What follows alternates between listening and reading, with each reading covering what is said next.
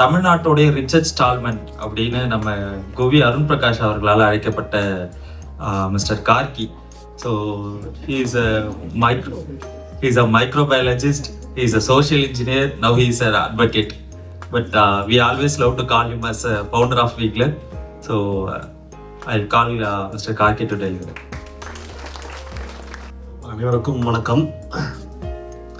முதலாவதா எங்களுடைய அழைப்பை ஏற்று, இந்த எளியவர்களுடைய அழைப்பை ஏற்று ஒரு ரூரல் கிராமப்புற பின்னணி கொண்ட ஒரு ஃபேர் ஸ்கின் டோன் இல்லாத, மிகப்பெரிய குடும்ப பின்புலம் இல்லாத, பொருளாதார பின்புலம் இல்லாத எளியவர்களுடைய அழைப்பை ஏற்று இங்கு உரையில் வந்திருக்கக்கூடிய இந்த அத்தனை சிறப்பு விருந்தினர்களையும் அனைவரும் சார்பாக நான் நன்றி தெரிவிச்சுக்கிறேன்.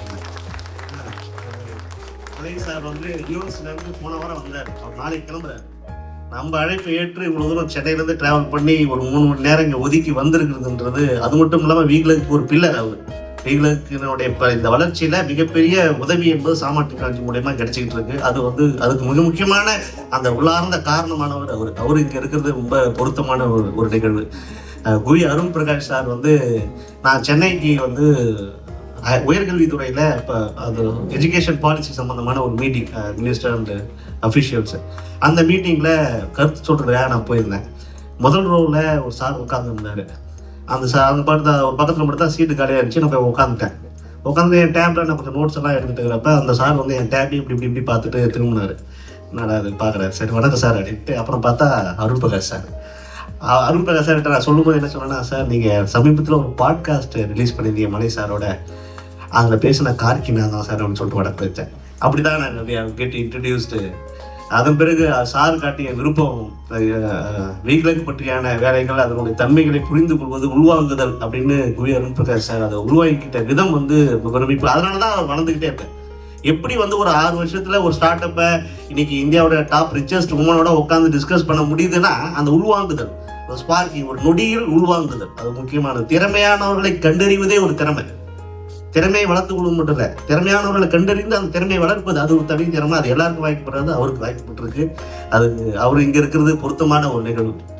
ஒரு Matthew comrade Matthew ex MLA, so all the way came from 12 hours journey from Kerala for this event alone. It shows you the passion about the cause within him, the political stance what he had அப்படின்றத, அந்த spirit வந்து இந்த ஏஜ்லேயும், as he said, he is the elder of this group, இந்த ஏஜ்லேயும் he has come from all the way from Kerala for this alone this event. So it shows the political stance and spirit of this, all the way what we have. அதுக்கு we thankful to comrade Matthew for this study. And நான் complaint Lalit MP sir நான் சொல்கிறது வந்து, அது தந்தை போல் நான் எங்களுக்கு வந்து வீக்லக்கில் வந்து ஒரு தந்தை, ஒரு மென்டார், ஒரு வழிகாட்டி இருக்கிறாங்கன்னா, ஏன்னா 2019 எலெக்ஷனுக்கு முன்னாடியே நாங்கள் காம்ரேட்டை சந்தித்து பல விஷயங்கள் டிஸ்கஸ் பண்ணும்போது, அவர் அதாவது இந்த பக்கம் நம்ம சொல்கிறோம் இல்லைங்களா, we have so many drawbacks, so many setbacks இருக்குது. ஆனால் இதையெல்லாம் உடச்சிக்கிட்டு ஒருத்தர் பேசுகிறாரு, அதுவும் ஒரு பொலிட்டிஷியன் பேசுகிறாருன்னா அது வந்து ஒரு பெரிய விஷயமா எங்களுக்கு அந்த ஒரு அறையில் நாங்கள் நடத்திய அந்த விவாதம், முதல் சந்திப்பு என்பது மிக முக்கியமானதாக கருதுறேன். அதுல இருந்து அந்த தேதியில் ஆரம்பிச்சு தோழர் வந்து எங்கே போனாலும், எங்கே பார்த்தாலும் அவர் வந்து வீக்லுக்கு சம்மந்தமாக பேசாமல், ஃபாஸ்ட் சம்மந்தமாக பேசாமல் இருந்ததே இல்லை. அப்படிதான் ஒரு நாள் காலையில் டெல்லியிலேருந்து என்ன கூப்பிட்டார். டெல்லியிலேருந்து ஃபோன் பண்ணிட்டு, கார்கி இங்கே வந்து இந்த இன்டர்நெட் ஃபவுண்டேஷன்லேருந்து கொஞ்சம் பேர் வந்திருக்காங்க, நீங்கள் அவங்களோட பேசணும்னு over the phone to them. அப்படி தான் நீங்கள் வெங்கடேஷ் ஹரிகரன், இப்போ இந்த வீடியோ நாங்கள் ப்ளே பண்ண பாருங்க, வெங்கடேஷ் ஹரிகரன் வந்து அப்படி தான் எங்களுக்கு இன்ட்ரடியூஸ் ஆகிறாரு. இது எதுக்காக நான் இந்த இடத்துல குறிப்பிட்றேன்னா, அருண் பிரகாஷ் சார் சொன்ன மாதிரி evidence, you create the evidence of the victory wherever you goes. நீங்கள் அது சம்பந்தமான விஷயங்களை உருவாக்கும் போது அது ஒரு சங்கிலி தொடர் நிகழ்வு போல நடந்து நீங்கள் எதிர்பாராத பல விளைவுகளை ஏற்படுத்தும். நம்மிடையே பல தீண்டாமை இருக்கு. என்னன்னா, அந்த தீண்டாமை வந்து சொல் தீண்டாமை, அறிவு தீண்டாமை, பொருளாதார தீண்டாமை, பல தீண்டாமை இருக்கு. அந்த தீண்டாமைகளை ஒழிக்கணும்னா அது தயக்கம் முதல்ல விடுபடணும். அந்த ஃப்ரேம்டு ஒர்க், ஏற்கனவே நம்மகிட்ட ஒரு புரோட்டோடைப் இருக்கும் வீட்டில், இப்படி தான் இருக்கணும், அப்படி தான் போகணும். அப்படி இந்த புரோட்டோடைப்பை உடைப்பது என்பதே மிகப்பெரிய புரட்சிகரமான நிகழ்வு. இந்த புரோட்டோடைப்பை நீங்கள் உடைக்காத வரை புத்தாக்குது ஸ்டார்ட் அப் டிஎன் அவங்க எவ்வளோ முயற்சி எடுத்துட்டு இருக்கிறாங்க. என்கிட்ட பேசுகிறப்ப அவர் சொல்லுவார், சார் எல்லா ரீஜனும் நிறையா பேர் பதிவு பண்ணுறாங்க சார், நம்ம தமிழ் கம்மியாக இருக்குது சார், என்னதான் சார் பிரச்சனை நம்ம ஊரில், என்னதான் ஆச்சு நம்ம ஊருக்கு அப்படின்ற மாதிரி தான் அவர் பல நேரங்களில் பேசும்போது, I try to explain this geopolitical and economical barrier what we have here. அது பல நேரம் ஒரு ஆழ்ந்த உரையாடல் நடந்திருக்கு. இது எல்லாத்திலும் இருந்து இந்த மல்லாட்டை தேசத்திலிருந்து மாமனிதர்கள் உருவாவார்கள், அதற்கான காலம் கனியும். அதற்கான பல முயற்சிகள்ல வீக்லக்கும் ஒன்று. அவ்வளோ பெரிய காட்டாற்று வெள்ளத்தில் ஒரு கடுகு துளி அல்லது ஒரு நீர் துளியின் முனை அளவு தான் வீக்லக்கோட வேலை. வீக்லக்குன்னும் போது நீங்க தயவு செஞ்சு புரிஞ்சுக்க வேண்டியதான் கார்கி இல்லை வீக்லக். தயவு செஞ்சு புரிஞ்சுக்கலாம், இது ஒரு மிகப்பெரிய நீண்ட உழைப்பு, கூட்டு உழைப்பு. இருக்கிற சதீஷ், விஜய், கௌசல்யா பலரும் இருக்காங்க. பலரும் இதுக்கு முன்னாடி பலர் வேலை பார்த்துருக்காங்க. இங்க மைக்ரேஷன் வந்து மிகப்பெரிய பிரச்சனை. நான் ஆரம்பத்தில் நம்ம சொல்லும்போது என்னன்னா, இந்த மாவட்டம் சவுத் ஆர்காட் டிஸ்ட்ரிக்ட்ல பிழைப்பு தேடி பராசக்தி படத்தில் சிவாஜி சார் டைலாக் சொன்ன மாதிரி தான், பிறக்க ஒரு ஊர் பிழைக்க ஒரு ஊர்னு. அதுக்கு இன்னைக்கும் பொருத்தமான ஒரு ஊர் வந்து பார்த்தீங்கன்னா இந்த சவுத் ஆர்காட் டிஸ்ட்ரிக்ட். ஸோ நம்மளுடைய அப்பா அம்மாக்கள் வந்து பெங்களூர் மார்க்கெட்டுகளுக்கு வேலைக்கு போனாங்க, கரும்பு வெட்டுவதற்கு பல ஊர்களுக்கு போனாங்க, பல்வேறு வேலைகள் தேடி பல்வேறு ஊர்களுக்கு மைக்ரேட் ஆனாங்க. அதனால் பள்ளி கல்வி என்பது சரிவர கிடைக்க பெறாத ஒரு பகுதியாக நம் ஊர் பகுதி இருந்திருக்கு. அதில் பாதிக்கப்பட்ட ஒரு தலைமுறைகளாக நம்மளுடைய பல தலைமுறைகள் இருந்திருக்கு.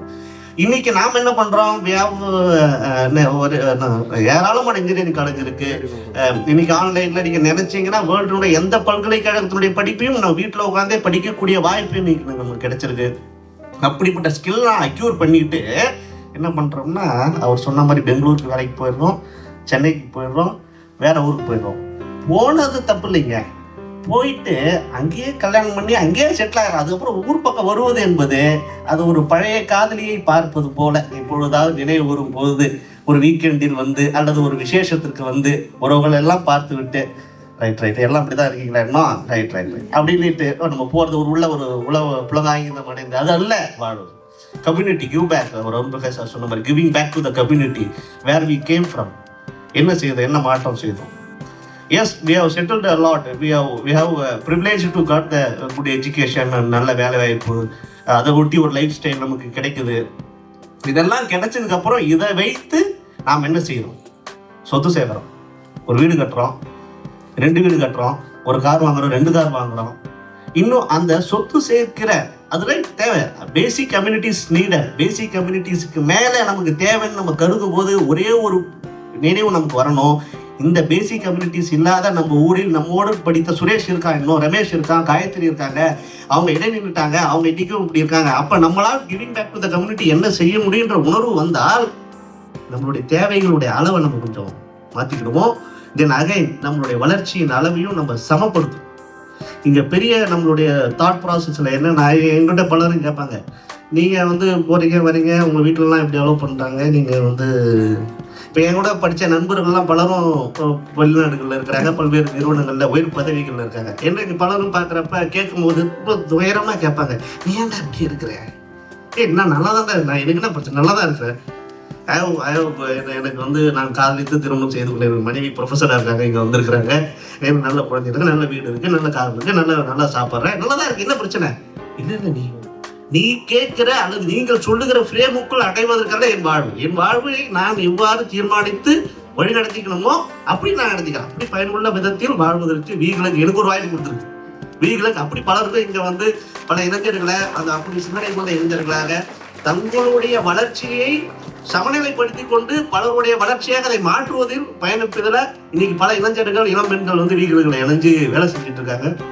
அவங்களுடைய வேலையெல்லாம் ரொம்ப டெடிக்கேட்டடான ஒர்க்கு.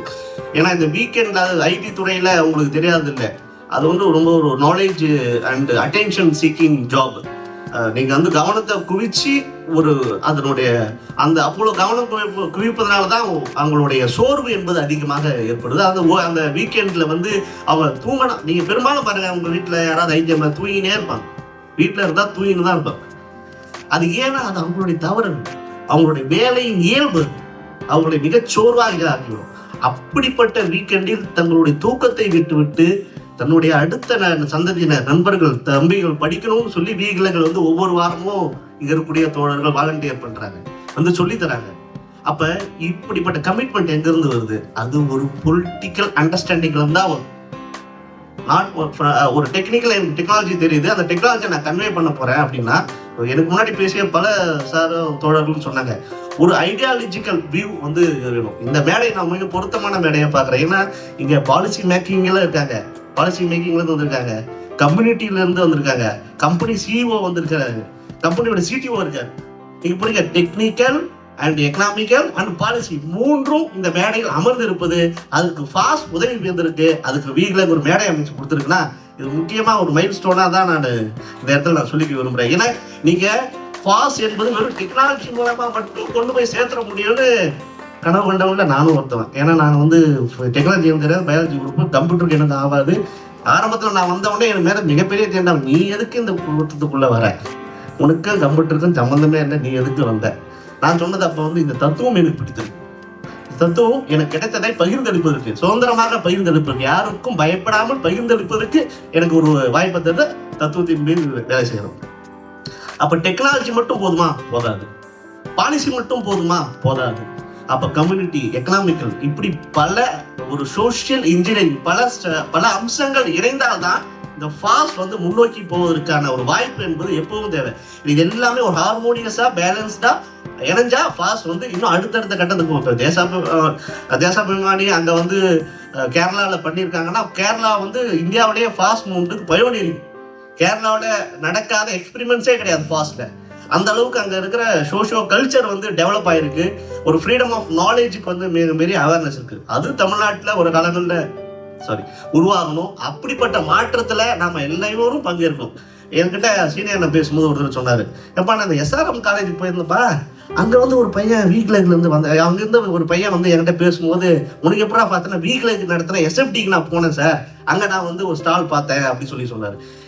அதாவது நம்மளோட மாதிரியான ஃபாஸ்ட் கம்யூனிட்டிஸ் வந்து செய்கிற வேலையை தெளிவாகவும் தீர்க்கமாகவும் கன்சிஸ்டன்சியாகவும் செய்துக்கிட்டே இருந்தால் அது ஏற்படுத்துகிற விளைவு என்பது நமக்கு கண்ணுக்கு தெரியாத பல இடங்களில் பல மாற்றங்களை ஏற்படுத்துன்றதை நான் உணர்ந்தேன். இது எல்லாத்தையும் தாண்டி நம்ம இன்னொரு விஷயத்துக்குள்ளார நகரணும்னு கம்யூனிட்டி எம்பி அவர்கள் வந்து இப்போ சொல்லிட்டாரு. அதை பாலிசி மேக்கர்ஸ் கிட்ட நீங்கள் வந்து இது சம்மந்தமான அவேர்ஸ் உருவாக்குங்க. நிச்சயமாக நம்ம சம்மந்தமாக யோசிக்க வேண்டியது இருக்குது, நம்ம செய்ய வேண்டியது இருக்குது. இது அரசியல் அதாவது பலரும் கேட்பாங்க, என்கிட்ட கேட்பாங்க, கார்கி வந்து ரொம்ப பொலிட்டிக்ஸ் பேசுகிறாரு இதில் கம்யூனிட்டியில் பாலிட்டிக்ஸ். S of course. இப்போ இன்னைக்கு வந்து இந்த மீட்டிங்கில் பலருக்கும் பல புரிதல் ஏற்படுத்திருக்கும். நீங்கள் பாலிசி மேக்கிங்கில் இன்டர்வைன் பண்ணாமல் டெக்னிக்கலான ஒரு விஷயத்த நம்மளால் இங்கே ஃபாஸ்ட்டில் உருவாக்க முடியாது. அப்போ டெக்னிக்கலாக உருவாகும் போது அதுக்கு தேவையான ஸ்கில்டு மேன் பவர் இல்லைன்னா, டெக்னிக்கலாக வந்துருச்சு மாற்றிட்டோம் கம்ப்யூட்டரில், யார் ஆப்ரேட் பண்ணுவா?